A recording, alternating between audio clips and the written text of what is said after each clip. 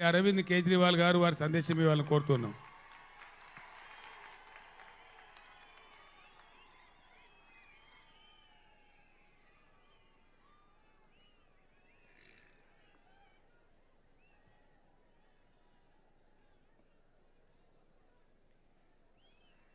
मंच पे बैठे हुए हमारे बड़े भाई तेलंगाना के मुख्यमंत्री श्री के चंद्रशेखर राव जी, मंच पे बैठे हुए पंजाब के मुख्यमंत्री भगवंत सिंह मान साहब,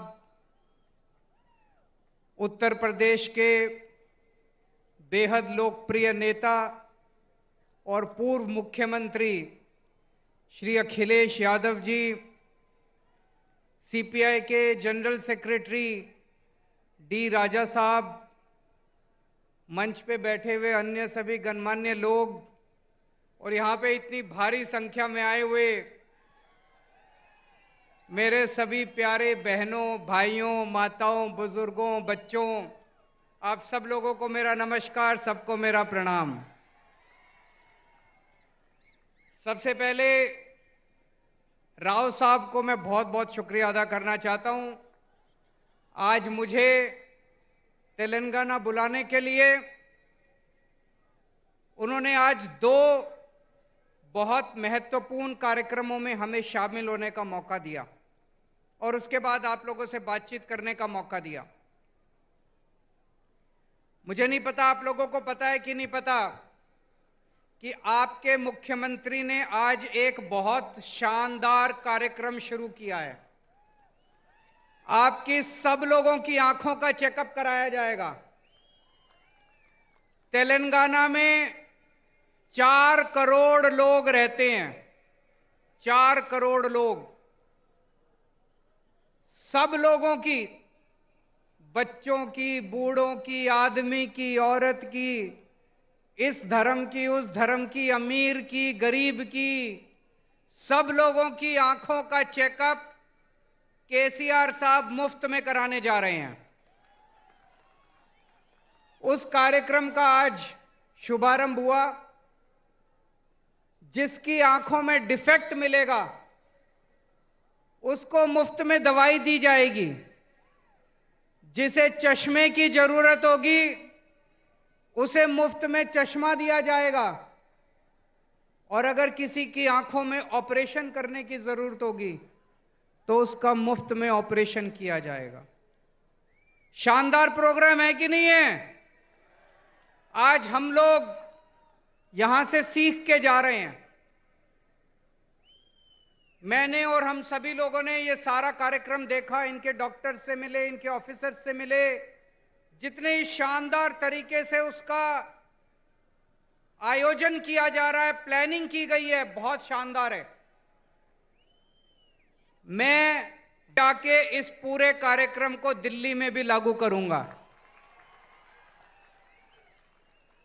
और अभी अभी भगवंत साहब मान साहब ने ऐलान किया कि इस पूरे कार्यक्रम को पंजाब में भी लागू किया जाएगा।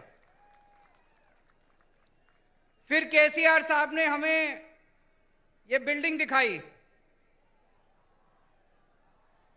तेलंगाना में 33 जिले हैं, 33 डिस्ट्रिक्ट्स। उसमें से 17 डिस्ट्रिक्ट्स में उन्होंने बताया कि डिस्ट्रिक्ट इंटीग्रेटेड ऑफिशियल कॉम्प्लेक्स बन चुका है। मतलब ये इस बिल्डिंग में जिले के लेवल के सारे ऑफिसेज हैं। कलेक्टर भी यही है, सिंचाई विभाग भी यही है, तहसीलदार भी है, सारे विभाग इसी बिल्डिंग के अंदर हैं ताकि अगर कोई नागरिक आए तो उसे जगह जगह धक्के ना खाने पड़े, सारे काम एक बारी वो यहां पे आए और उसका काम हो जाए। ये भी बहुत अच्छा कॉन्सेप्ट है, इसको भी हम लोग लागू करेंगे। मैं समझता हूं अगर हम अपने देश के अंदर आपस में एक दूसरे से सीखने का प्रयास करें, लड़ने की बजाय, हमें लड़ना नहीं है, हमें सीखना है एक दूसरे से। अगर हम एक दूसरे से सीखने की कोशिश करें तो हमारा देश कहां से कहां पहुंच सकता है, बहुत आगे बढ़ सकता है हमारा देश। दिल्ली में हम लोगों ने मोहल्ला क्लिनिक बनाए। मोहल्ला क्लिनिक में आपके मुख्यमंत्री केसीआर साहब हमारे मोहल्ला क्लिनिक देखने के लिए दिल्ली आए। मुझे बहुत अच्छा लगा कि एक मुख्यमंत्री, तेलंगाना के मुख्यमंत्री मोहल्ला क्लिनिक दिखाने ले गए। उन्होंने डॉक्टर से बात की, नर्स से बात की, सारा सिस्टम समझा और वापस आके उन्होंने उसको तेलंगाना में लागू किया। वो क्या नाम है उसका, बस्ती दवाखाना, बस्ती दवाखाना नाम से उन्होंने तेलंगाना में लागू किया। मुझे बहुत अच्छा लगा। तमिलनाडु के मुख्यमंत्री स्टैलिन साहब दिल्ली आए। उन्होंने हमारे स्कूल देखे। हमने दिल्ली में स्कूल बहुत शानदार कर दिए, सरकारी स्कूल जहां पे गरीबों के बच्चे पढ़ते हैं, रिक्शे वाले का बच्चा पढ़ता है, मजदूर का बच्चा पढ़ता है। अब दिल्ली के सरकारी स्कूल इतने अच्छे हो गए कि दिल्ली में लोग अपने बच्चों को प्राइवेट स्कूल से निकाल के सरकारी स्कूलों में भर्ती करा रहे हैं। बड़े बड़े प्राइवेट स्कूलों से निकाल के सरकारी स्कूलों में भर्ती करा रहे हैं। हमारे दिल्ली सरकार के स्कूलों के, दिल्ली के सरकारी स्कूलों के नतीजे 99.7% नतीजे आए हैं पिछले साल, 99.7। तो स्टैलिन साहब हमारे स्कूल देखने के लिए आए। वापस जाके उन्होंने अपने स्कूल ठीक किए और उन्होंने मुझे अपने स्कूल का उद्घाटन करने के लिए बुलाया। दोस्तों, मैं कई बार यह सोचता हूं, हमारे देश को आजाद हुए 75 साल हो गए, 75 साल, फिर भी हमारा देश गरीब क्यों रह गया? फिर भी हमारा देश पिछड़ा क्यों रह गया? हमारे बाद सिंगापुर आजाद हुआ, जापान सेकेंड वर्ल्ड वॉर में तहस नहस हो गया था, जापान हमसे आगे बढ़ गया, सिंगापुर हमसे आगे बढ़ गया, जर्मनी हमसे आगे बढ़ गया। हमारे में क्या कमी रह गई? हम पीछे क्यों रह गए? हम पीछे इसलिए रह गए क्योंकि जैसे भी मान साहब ने बताया, हमारे देश की राजनीति बहुत खराब है, हमारे देश के नेता बहुत खराब हैं। पहली बार इस देश के अंदर एक उम्मीद की किरण जागने लगी है। इस देश के अंदर कुछ मुख्यमंत्री एक साथ आ रहे हैं, कुछ नेता, अखिलेश यादव जी जैसे नेता एक साथ आ रहे हैं और अब हम सब मिलकर इस देश के विकास की चर्चा कर रहे हैं। हम सब मिलकर अब राजनीति की चर्चा नहीं करते।